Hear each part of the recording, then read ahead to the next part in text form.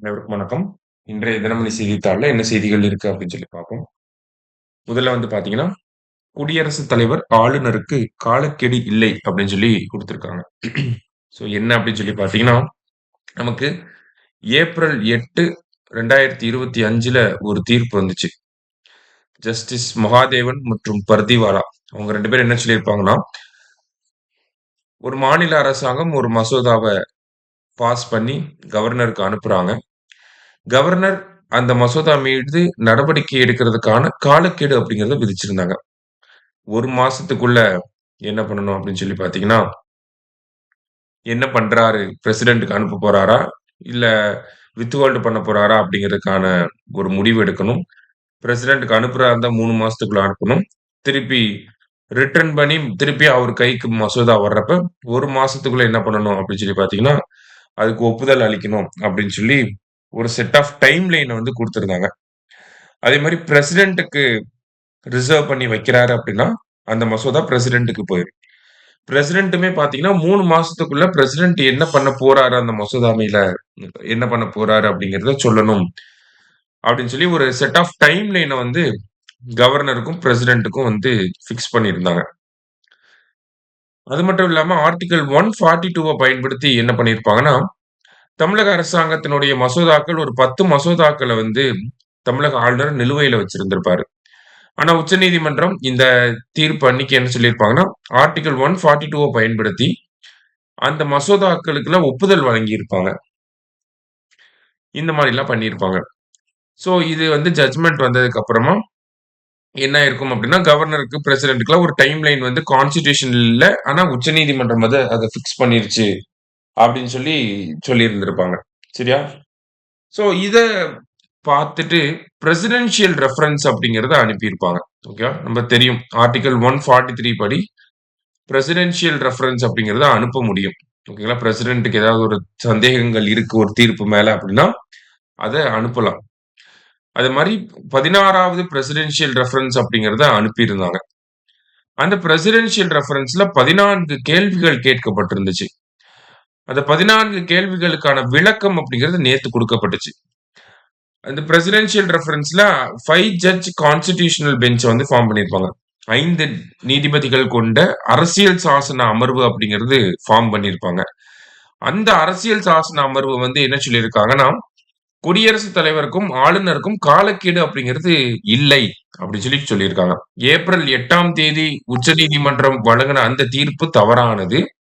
ஆளுநருக்கும், குடியரசுத் தலைவருக்கும் பார்த்தீங்கன்னா, அந்த மாதிரியான ஒரு டைம் லிமிட்ட கான்ஸ்டிடியூஷன்ல சொல்லல.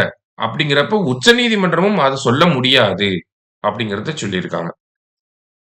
அது அரசியல் சாசனத்தோடைய அந்த பேசிக் ஸ்ட்ரக்சர்க்கு எதிரான ஒரு விஷயமா மாறிடும். அந்த மாரி ஒரு டைம் லைன உச்சநீதிமன்றம் வந்து குடுக்குறப்ப. ஏன்னா செப்பரேஷன் ஆஃப் பவர்ஸ் அப்படிங்கிறது நம்ம படிச்சிருப்போம். ஓகேங்களா? Separation of powers between judiciary and executive அப்படிங்கிறத நம்ம படிச்சிருப்போம். இவங்க இதுல தலையிடக்கூடாது, அவங்க இதுல தலையிடக்கூடாதுன்று சொல்லி.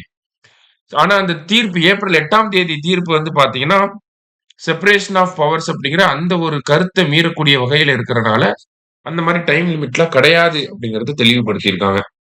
அப்ப ஒரு ஆளுநர் கிட்ட ஒரு மசோதா போச்சுன்னா, அவரு ரொம்ப காலத்துக்கு பழைய மாதிரியே வச்சுக்கலாமா? எந்த ஒரு நடவடிக்கையும் எடுக்காம அப்படியே உட்டுருவாரா? அப்படின்னு சொல்லி கேட்டா, அதுல ஒரு செக்ஸ் அண்ட் பேலன்ஸஸ் வந்து வச்சிருக்காங்க.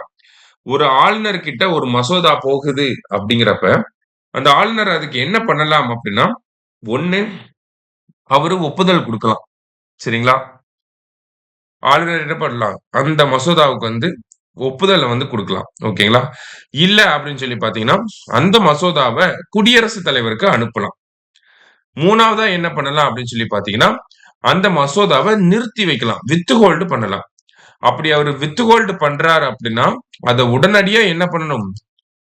அந்த மாநில சட்டமன்றத்துக்கு திருப்பி அனுப்பணும். சரிங்களா? இல்ல அவர் வந்து நிறுத்தி வைக்க போறாரு அப்படின்னு சொல்லி பார்த்தீங்கன்னா, அதுக்கான காரணங்களையும் வந்து ஆளுநர் தெரிவிக்காம இருக்கக்கூடாது. கண்டிப்பா அத சொல்லிரணும். ஓகேங்களா? அப்ப என்ன பண்ண முடியும் அவருனால? ஒண்ணு மசோதா அவர் கைக்கு வந்துருச்சுன்னா, ஒண்ணு அசென்ட் குடுத்துறலாம். இல்லாட்டி பிரசிடென்ட்க்கு அனுப்பலாம். இல்லாட்டி வித்ஹோல்ட் பண்ணலாம். அப்படி வித்ஹோல்ட் பண்றாருன்னா, டைரக்ட்டா வித்ஹோல்ட் பண்ண உடனே என்ன பண்ண முடியும்? திருப்பி அத பேரவைக்கு அனுப்பிறணும். மறுபடியும் அத அவை பாஸ் பண்ணி, மறுபடியும் கவர்னர் கிட்ட கொண்டு போவாங்க. சரியா? அப்ப இதுதான் வந்து அவருனால பண்ண முடியும். இதேதான் முன்னாடி இருந்துச்சு. ஏறக்குறைய இது இப்பயும் அதே தான் சொல்லியிருக்காங்க. பெருசா ஒண்ணும் மாற்றங்கள் கிடையாது. சரிங்களா? ஆனா இன்னும் என்ன சொல்றாங்க அப்படின்னு சொல்லி பார்த்தீங்கன்னா, பேரவை நிறைவேற்றக்கூடிய மசோதாக்கள காலவரம்பின்றி அவர்னால நிறுத்தி வைக்க முடியாது அப்படிங்கிறத சொல்றாங்க. ஓகேங்களா?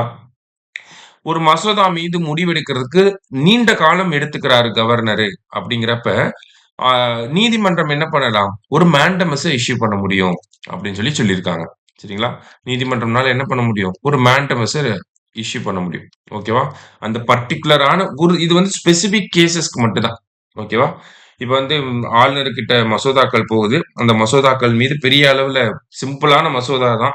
ஆனா, அதுல வந்து பெரிய அளவுல ஒரு நடவடிக்கையுமே எடுக்காம ஆளுநர் கிடப்பிலேயே போட்டிருக்காரு அப்படிங்கிறப்ப, தமிழக அரசாங்கம் சார்புல உச்சநீதிமன்றத்துக்கு போய் ஒரு மேண்டமஸ் இஷ்யூ பண்ணி அவர ஏதாவது ஒரு ஆக்ஷன் எடுக்க சொல்லுங்க அப்படின்னு சொல்லலாம். அதுக்கான ஒரு புரோவிஷன்ஸ வந்து குடுத்திருக்காங்க. சரியா? ஆனா, இது வந்து எல்லா வழக்குகளுக்குமே இது பொருந்துமா? எல்லா மசோதாக்களுக்குமே இது பொருந்துமா? அப்படின்னா, அது அந்த வழக்கோட மெரிட்ட பொறுத்து தான். ஒரு சில மசோதாக்களுக்கு பொருந்தலாம், ஒரு சிலதுக்கு பொருந்தாது அப்படிங்கிறத சொல்லியிருக்காங்க. ஓகேவா? ஸோ, இது ஒரு செட் ஆஃப் ஜட்ஜ்மென்ட்டா இருக்கு. அத தாண்டி பார்க்கிறப்ப, நமக்கு வேற என்ன சொல்லியிருக்காங்க அப்படின்னு சொல்லி பார்த்தீங்கன்னா, இந்த ஆர்டிக்கிள் 142 படி பயன்படுத்தி ஒரு மசோதாவுக்கு உச்சநீதிமன்றமே ஒப்புதல் வழங்குச்சு. அந்த மாரிலாம் பண்ண முடியாது அப்படிங்கிறத சொல்லியிருக்காங்க. அதே மாரி பிரசிடென்ட் கிட்ட ஒரு மாநில அரசாங்கத்தோட மசோதா போகுது அப்படிங்கிறப்ப, ஆர்டிக்கிள் 143 பயன்படுத்தி ஒவ்வொரு டைமையும் உச்சநீதிமன்றத்தோட ஒப்பினியன கேட்கணுங்கிற அவசியம் கிடையாது அப்படிங்கிறதையும் சொல்லியிருக்காங்க. சரியா?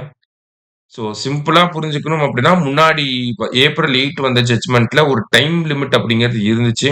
டைம் லிமிட் இருந்தனால, மசோதாக்களுக்கு சீக்கிரமான ஒரு முடிவு கிடைக்கும் அப்படிங்கிற ஒரு நம்பிக்கை மாநில அரசாங்கங்களுக்கு இருந்துச்சு. இப்ப டைம் லிமிட்ட மறுபடியும் எடுத்துட்டாங்க. சிம்பிளா இவங்க இன்டைரக்ட்டா அததான் சொல்ல வராங்க. சரிங்களா? டைம் லிமிட்ட எடுத்துட்டாங்க. டைம் லிமிட்ட எடுத்துட்டனால, மறுபடியும் ஆளுநர்களுடைய கை இந்த இடத்துல ஓங்கி இருக்கு அப்படிங்கிறத புரிஞ்சுக்கணும். சரியா? ஸோ இதுதான் முதல் செய்தியில நம்ம பார்க்கிறோம். அடுத்ததா வந்து பார்த்தீங்கன்னா, இன்றைய திருக்குறள். திருக்குறள்ல என்ன சொல்லியிருக்காங்க அப்படின்னா, "துன்பம் உறவரினும் செய்க துணிவாற்றி இன்பம் பயக்கும் வினை" அப்படின்னு சொல்லியிருக்காங்க. இன்பம் கொடுக்கும் தொழிலை செய்யும்போது, துன்பம் மிக வந்த போதிலும் துணிவு மேற்கொண்டு செய்து முடிக்க வேண்டும். ஸோ நம்ம புடிச்ச விஷயத்த செய்றப்ப நெறைய துன்பங்கள் வரலாம். அந்த துன்பங்களையும் தாண்டி வேலைய செய்றப்ப அது சக்சஸா முடியும் அப்படின்னு சொல்றாங்க. திருக்குறள் எண் 669 அதிகாரம் வினைத்திட்பம் அப்படிங்கிற அதிகாரத்துல. அடுத்ததா பார்த்தீங்க அப்படின்னா, தமிழகத்துல இலக்கிய மாமணி விருது அப்படிங்கிறது 2021ஆம் ஆண்டு அறிவிக்கப்பட்டு தொடர்ச்சியா வழங்கப்பட்டுட்டு வருது. இந்த இலக்கிய மாமணி விருது அப்படிங்கிறது பார்த்தீங்கன்னா, நமக்கு 3 பிரிவுகளுக்கு கீழ வழங்கப்படும். என்னென்ன பிரிவுகள் அப்படின்னா, மரபுத்தமிழ், ஆய்வுத்தமிழ், படைப்புத்தமிழ் அப்படின்னு சொல்லி 3 பிரிவுகளுக்கு கீழ வழங்கப்படும். அதான் 3 பேருக்கு குடுத்திருக்காங்க. சரியா? ஸோ அதுல இந்த வருஷம் பார்த்தீங்கன்னா, மரபுத்தமிழுக்காக ஞானசுந்தரம் அவர்களுக்கும், ஆய்வுத்தமிழுக்காக காமராசு அவர்களுக்கும், அடுத்தது படைப்பு தமிழுக்காக சோமசுந்தரம் என்கிற கலாப்ரியா அவர்களுக்கும் இந்த வருஷம் விருதுகள் வழங்கப்பட்டிருக்கு. இந்த இலக்கிய மாமணி விருது அப்படிங்கிறது வழங்கப்பட்டிருக்கு. விருதுக்காக பார்த்தீங்கன்னா, ரூ. 5,00,000 காசோலை, 1 பவுன் நகை, தங்க நகை, அது இல்லாம தகுதியுரை இது எல்லாமே வழங்கப்பட்டிருக்கு அப்படிங்கிறத சொல்லியிருக்காங்க. ஓகேவா? ஸோ சிம்பிளான ஒரு நியூஸ் தான். யாருக்கு விருது குடுத்தாங்க அப்படிங்கிறத தெரிஞ்சுக்கிட்டா போதும். கடைசியா பார்த்தீங்கன்னா, உலகக்கோப்பை குத்துச்சண்டை ஃபைனல்ஸ் வந்து நடந்திருக்கு. எங்க நடந்துச்சுன்னா, கிரேட்டர் நொய்டால வந்து நடந்திருக்கும். சரிங்களா? ஸோ கிரேட்டர் நொய்டால நடந்துச்சு. இதுல இந்தியாவ சேர்ந்த இந்திய அணி வந்து பார்த்தீங்கன்னா, 7 பெண்கள் பிரிவுல ஒரு 7 கோல்டும், ஆண்கள் பிரிவுல ஒரு 2 கோல்டு ஆக மொத்தம் 9 கோல்டு வந்து வின் பண்ணியிருக்கோம். அததான் இங்க குடுத்திருக்காங்க. சரிங்களா? 7 இந்திய வீராங்கனைகளும், 2 இந்திய வீரர்களும் தங்க பதக்கங்கள வந்து வின் பண்ணியிருக்காங்க.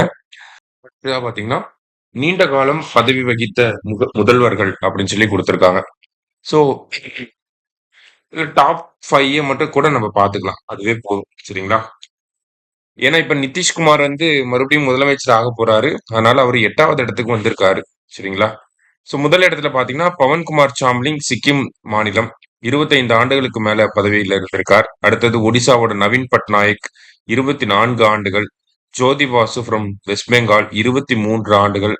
கேகாங் அபாங் அப்படிங்கிறவர் அருணாச்சல் பிரதேஷ் 22 ஆண்டுகளாக. லால் தன்ஹாவ்லா அப்படிங்கிறவர் மிசோரம் இவரும் 22 ஆண்டுகளாக முதலமைச்சரா இருந்திருப்பாரு. அப்புறம் பார்த்தீங்கன்னா, நம்ம தமிழகத்தில சார்ந்த கருணாநிதி அவர்கள் 18 ஆண்டுகள் முதல்வராக இருந்திருப்பார். இவங்கலாம் டோட்டல் டைம் பீரியட் தான். ஓகேவா? கன்சிக்யூட்டிவ் டைம் பீரியட் கிடையாது. Total time period. அத வச்சு பார்க்கிறப்ப, இந்த டாப் 5 டாப் 10 அப்படிங்கிறத குடுத்துருக்காங்க. ஜஸ்ட் ரீட் பண்ணி வச்சுக்கோங்க போதும். சரியா? இன்னைக்கு நியூஸ் பேப்பர்ல இருந்து முக்கியமான செய்திகள பார்த்திருக்கோம். நன்றி.